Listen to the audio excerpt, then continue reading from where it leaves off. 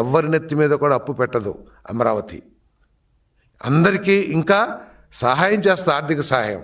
ఏ విధంగా అంటే, ఏదైతే 30,000 ఎకరాలు రైతులు త్యాగం చేశారో ఆ భూముల్లో రోడ్లు నిర్మించిన తర్వాత, ప్రభుత్వ బిల్డింగులు నిర్మించిన తర్వాత, లేకపోతే అసెంబ్లీ నిర్మించిన తర్వాత దాదాపు 8-9 ఎకరాలు రాష్ట్ర ప్రభుత్వం చేతిలో ఉంటుందని చెప్పేసి మనం చేస్తాను.